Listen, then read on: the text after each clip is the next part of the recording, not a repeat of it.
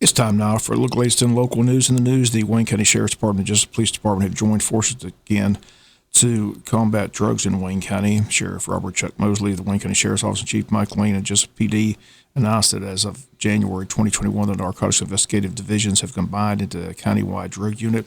Newly formed unit will be named the Jesup Wayne Tactical Narcotics Team, and will be comprised of narcotic investigators, canine units, and traffic units from both the Jesup PD and the Wayne County Sheriff's Office. Sheriff Mosley and Chief Lane believe that working together is the most effective way to combat the drug problems plaguing our local community.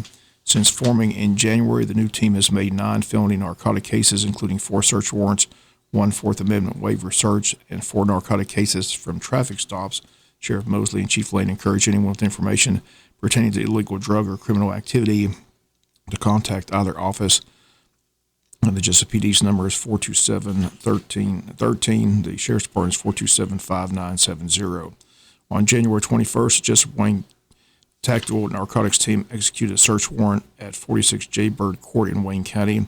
Investigators had previously received information that controlled substances were being sold from that address. The resulting investigation warranted probable cause for a search warrant to be issued.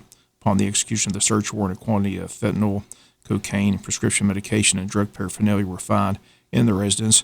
Warrants will be issued for the arrest of Jody Waddle, age 31, for the following charges: possession of fentanyl with intent to distribute, possession of cocaine, and possession of drug-related objects. They say it's an ongoing investigation. Further charges and arrests may be forthcoming. Then on January 26th, the Jesup Wayne Tactical Narcotics Team executed a Fourth Amendment waiver search at 195 Cottonwood Drive. Investigators had previous information about drug activity at that address. Upon the execution of the search warrant, a quantity of methamphetamine, ecstasy, and unknown controlled substance and drug paraphernalia were found in the residence. 48-year-old Othea Laverne Smith was arrested and charged with possession of methamphetamine with intent to distribute, possession of ecstasy, and possession of drug-related objects. And they stated it's an ongoing investigation. Further charges and further arrests may be forthcoming. The Wayne County Commissioners have postponed their meeting for Monday due to COVID concerns. So again, that meeting has been canceled. Again, they're not sure when they're rescheduled, but the Monday monthly meeting for the county commissioners has been canceled. City of Oldham has a special election, which is going to be held on March 16th. The problem right now is no one's qualified for that election. Again, the special election will be held March 16th. The qualifying has been underway for several days at the probate court. Got underway on January 25th, but so far no one's qualified. They have up until January 27th at 12 noon to do so. The qualifying fee is $750. Again, the special election is being held to fill the vacancy in the office of the city councilman caused by the resignation of William McLaughlin. And the special election will be held on March 16th. Again, qualifying goes up until the 27th, but as of right now, no one's qualified to run for that seat. We'll be back with more news after this word from our sponsor, the commercial messages, so please stay tuned. Wayne County Board of Education has 3 call meetings set up to conduct interviews with those interested in becoming Wayne County's next school superintendent. First call meeting is set for tomorrow morning at 8 a.m. at the Wayne County Airport. Other 2 call meetings are set for Monday and Tuesday, February 1st and 2nd. The board has narrowed the field from 29 to 15, and the first round of interviews again begins tomorrow morning at 8 a.m. The board also met Tuesday for their monthly board meeting, and the board voted to give all full-time school employees a $1,000 one-time stipend that the governor proposed in the State of the State address, money coming from the Federal Government CARES Act.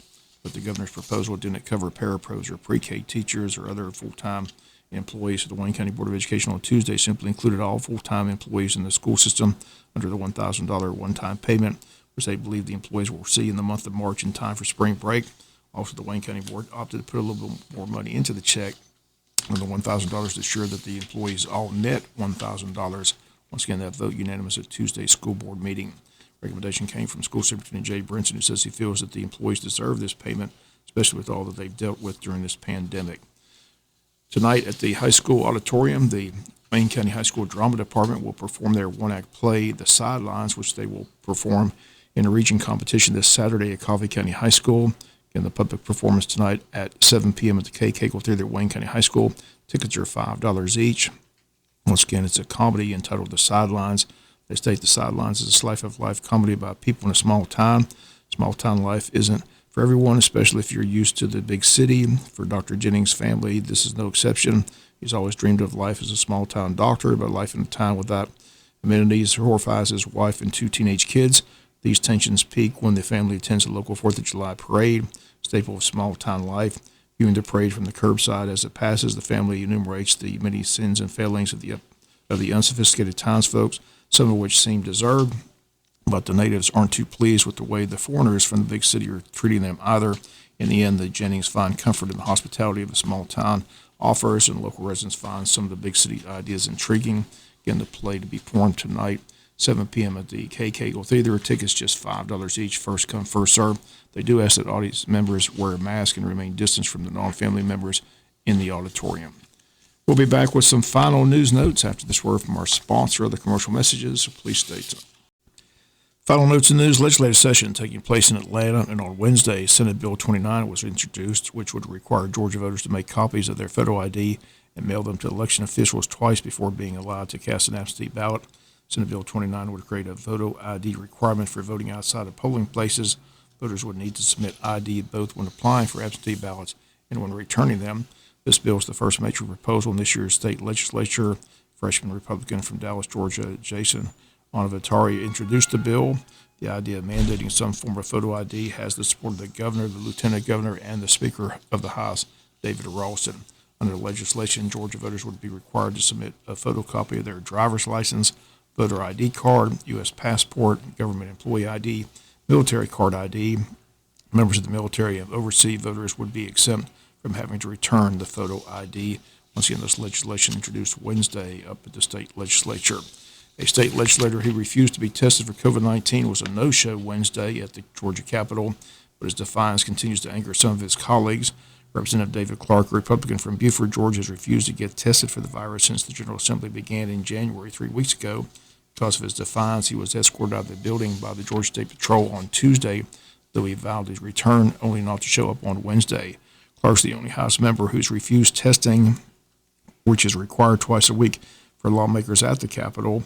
House Speaker David Ralston says he didn't hear from Clark on Wednesday. On Tuesday, Clark called Ralston a dictator and says he was seeking legal action. Later, he posted on Facebook that the tests are simply unnecessary and expensive. On Wednesday, the Speaker's office confirmed Clark will be banned from the House chamber until he is tested. Ralston also revoked Clark's access to office space adjacent to the legislative building. And Clark's next opportunity to be tested is today. That's going to do it for latest in local news. Sports comes your way in a few minutes. Bob Morgan said, have a great day.